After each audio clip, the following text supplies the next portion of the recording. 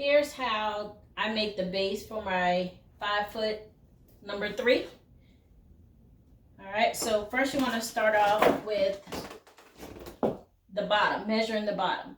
So you want the length and the width. So I'm going to measure the length that I want, and I already measured it, so it's 18 inches that I want across here, which is going to go on the back. So for the back, you want to, it's going to be 18 inches here, foam board, and then I want to measure out how wide I want it to be, which is going to be 5 inches. So we're going to go to the cutting table and cut out the foam board at 18 by 5. Here's what you will need for this part. Of course, your foam board, and I got this foam board from Walmart, and this is a more sturdier foam board than the one at Dollar Tree. So I tend to try to stay away from the Dollar Tree one for this type of project. You also need a cutting mat, X-Acto knife. For my case, I'm using this. It's a bevel cutter, and it's made by Foamworks. I purchased mine from Amazon, but you can also buy it on at Hobby Lobby. You also need a yardstick to help you with your measurements. So what I'm going to do is I'm going to just line my foam board up with my cutting mat so that I know my line will be straight. And I'm going to change my measurements some. Instead, before I said it's going to be 18 by 5, but I'm going to make it a little wider. I think I'm going to do 18 by 7. So you just want to line your yardstick up across your foam board. And try to hold your ruler steady because it can and it will slide. And this right here has like a flat end, so this helps it to stay sturdy or steady, my bad. Steady, even and pretty even on your foam board while you're trying to cut. Okay, so I'm just gonna slide it all the way down. We'll cut all the way down. Trying to keep my ruler in one spot. And it slid a little bit, but you just put it back in position and keep going. All right, so I have 7, and now I'm going to cut the 18.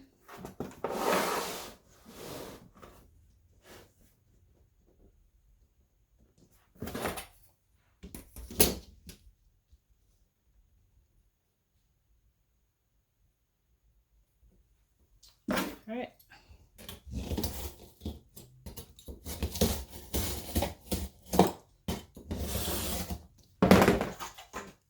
So we have our 18 by 7.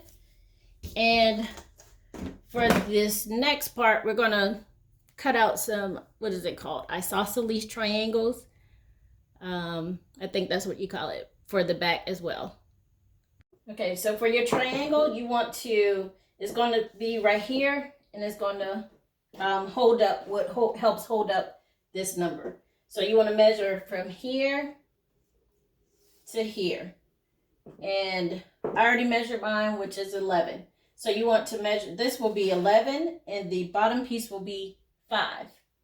I'm sorry, 7. I forgot I changed the width of it.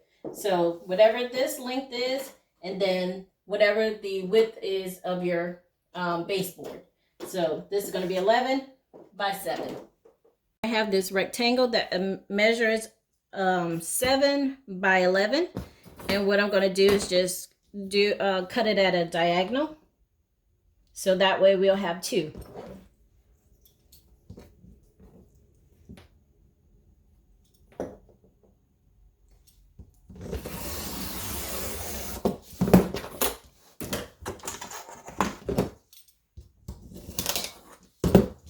So we have 2 of these. So this measured that 7, like I showed you right here. That's the 7. And they both will go on the back of the number, kind of like this, straight. But I'll show you that part next. So now I have my rectangle. I have my 2 triangles. And I also cut out these little small pieces. It measures 1 inch by 1/4 inch. So you need 4 of those. Okay, and I also have my tape. So what I'm going to do is I'm going to put tape on the back. So it's going to be halfway on, half on my foam board and half off.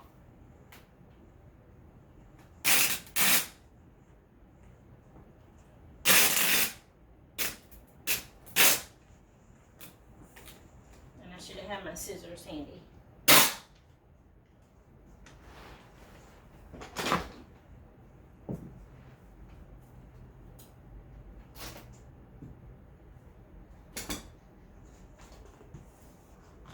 Okay, so you see that half on and then half off.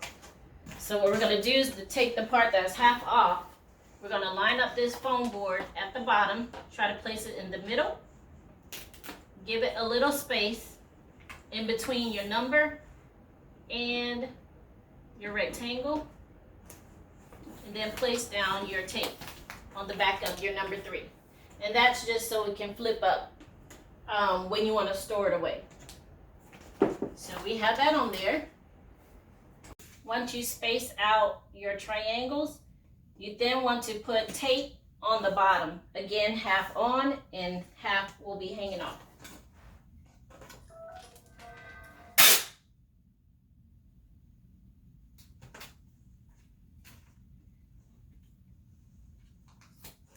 Okay, just like that. Half on and half off. And you do want to do this on your table. You could do it on your table or whatever so you don't get lint on the bottom. So now we're going to place the triangle. I already did this one. We're going to place the triangle at the edge, meeting at the edge of your rectangle. And we're going to put down our tape. So I may cut some of that off. So that way, let's see if I can cut some of that tip off.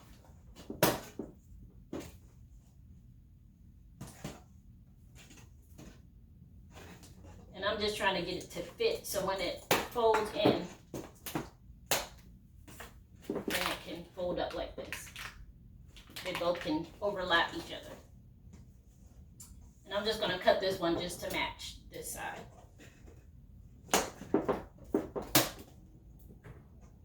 Okay, so we have that on there. Clean up as you go. And we're going to take our smaller rectangles to use for this part. So we're going to just lean this up against these 2 triangles and make sure they're straight. And then you just want to mark where they are just a little bit at the top. So that way you know where to put your triangle at. So just make sure it's straight. Put your mark. I do the inside mark. That way I know where to glue my foam board. So I'm going to put foam board right here on the back of this rectangle. Did I say triangle? Rectangle, whatever. And I'm going to place it right on that line. And that's going to be a wall for your triangle so it doesn't shift and move from side to side when you have it up.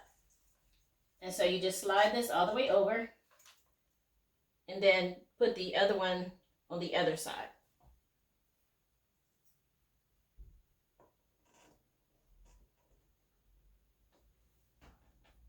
And just make sure it's kind of snug in there.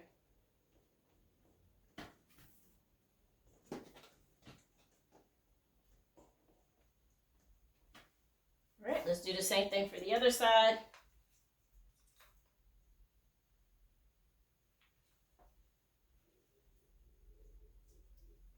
Without burning myself.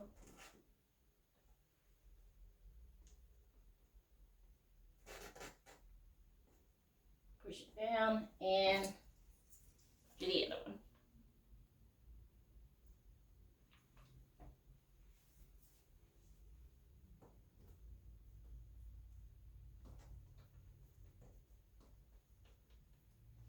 Okay, and so there we have our stand to hold up our